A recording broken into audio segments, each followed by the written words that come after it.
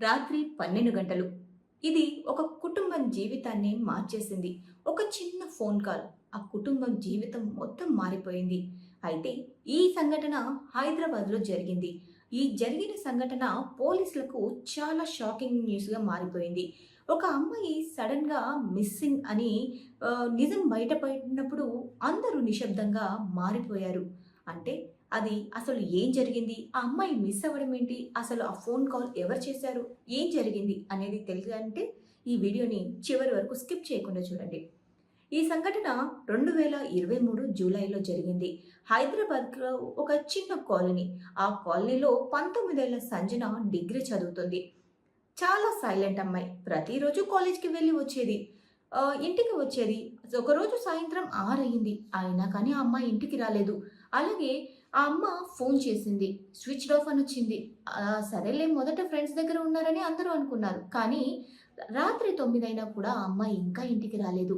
మొదట family friends వాళ్ళు అందరి దగ్గర ఉన్నారనుకున్నారు. కానీ ఫ్యామిలీ చాలా టెన్షన్ పడింది. ఎందుకంటే 9 అయిన తర్వాత తన ఫోన్ స్విచ్డ్ ఆఫ్ అని రావడం, అమ్మాయి ఇంకా ఇంటికి రాకపోవడం, ఫ్రెండ్స్ ఎవరి దగ్గర లేకపోవడం వల్ల వాళ్ళు చాలా టెన్షన్ పడ్డారు.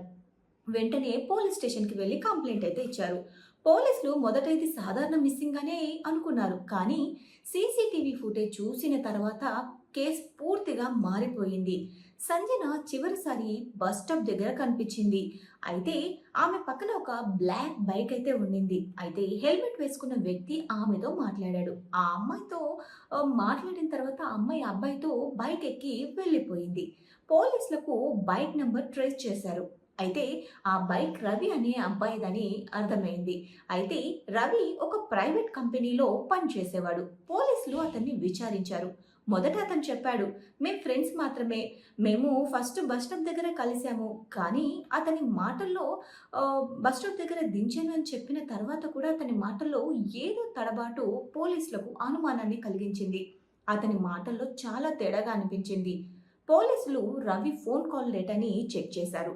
ఒకరోజు రాత్రి 11 గంటలకు సంజనకి phone location, Ravi phone location ఇద్దరివి ఒకే దగ్గర ఉన్నాయి. అయితే ఈ నగరానికి బయట ఉన్న పాత గోదాం దగ్గర ఆ లొకేషన్ చూపిస్తుంది.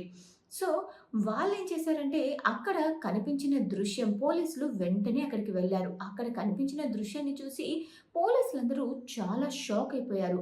గోదాం లోపల సంజన బ్యాగ్ ఉంది. మరియు ఆమె ఫోన్ కూడా అక్కడే దొరికింది. కానీ సంజన మాత్రం ఎంత వెతికినా ఎక్కడ కనిపించలేదు.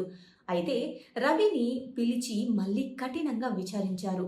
అయితే చివరికి తాను చేసిన తప్పైతే ఒప్పుకున్నాడు. కానీ అతను సంజనని బాగా ప్రేమించాడు. కానీ అతని మాత్రం ఆమె చాలా దూరం పెట్టింది. ఆ రోజు ఇద్దరి మధ్య చాలా పెద్ద గొడవ జరిగింది. కోపంలో అతను చాలా పెద్ద తప్పు చేశాడు.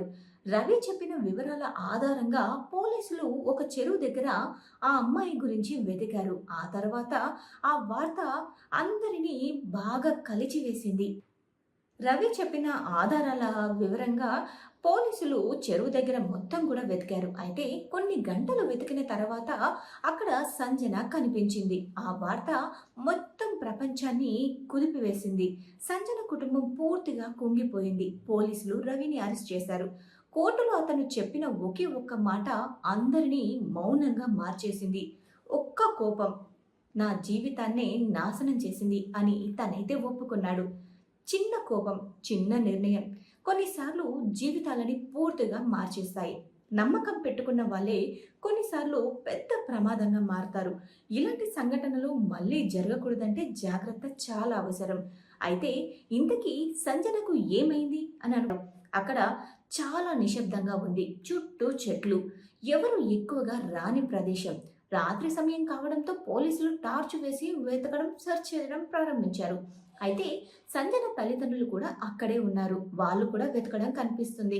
అయితే వాళ్ళ ముఖాల్లో భయం అయితే చాలా స్పష్టంగా కనిపిస్తుంది. కొన్ని నిమిషాల తర్వాత అక్కడ ఒక కానిస్టేబుల్ సార్ అంటూ గట్టిగా అరిచారు. ఇక అలా అరవగానే పోలీసులు చాలా టెన్షన్ పడ్డారు. అలాగే వాళ్ళ అమ్మాయికి ఏమైందో అని సంజన పేరెంట్స్ కూడా చాలా టెన్షన్ పడ్డారు.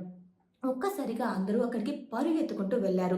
చెరువు పక్కన సంజన బ్యాగ్ కనిపించింది. అందులో ఆమె కాలేజ్ ఐడీ కార్డ్, అలాగే ఒక చిన్న డైరీ కూడా ఉన్నాయి. ఆ డైరీలో చివరగా ఒక లైన్ మాత్రమే రాసి ఉంది. "నన్ను ఎవరైనా ఫాలో అవుతున్నారు అనిపిస్తుంది" అన్న మాట విన్న వెంటనే సంజన అమ్మ కళ్ళల్లో నీళ్లు కనిపించాయి. అయితే పోలీసులైతే ఇంకా సెర్చ్ కొనసాగిస్తూనే ఉన్నారు. కొన్ని గంటల తర్వాత చెరువు దగ్గర ఉన్న పొదల్లో సంజన కనిపించింది. ఆ ప్రాంతం మొత్తం ఒక్కసారిగా నిశ్శబ్దంగా మారిపోయింది. రవి అక్కడే కూర్చొని తల దించుకున్నాడు. పోలీసులు అడిగారు, "ఎందుకు ఇంత దూరం వెళ్ళావు రవి?" అని రవి నెమ్మదిగా చెప్పాడు. "ఆమె నన్ను వదిలి వెళ్ళిపోతుందేమో అని భయంతో నాకు కోపం వచ్చింది. అందుకోసం నేను ఏం చేస్తున్నానో, ఏం ఆలోచిస్తున్నానో కూడా తెలియని పరిస్థితిలో ఉన్నాను. నాకు సంజన అంటే చాలా ఇష్టం.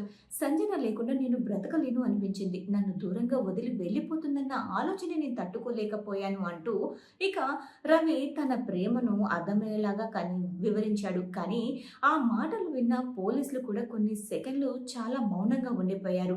మరుసటి రోజు ఉదయం ఈ వార్త మొత్తం నగరంలో వైరల్. మిస్డ్ కేసు సాల్వ్ అంటూ వార్తల్లో అందరూ రాసేశారు. న్యూస్ ఛానల్స్ ప్రసారం చేయడం స్టార్ట్ చేశాయి.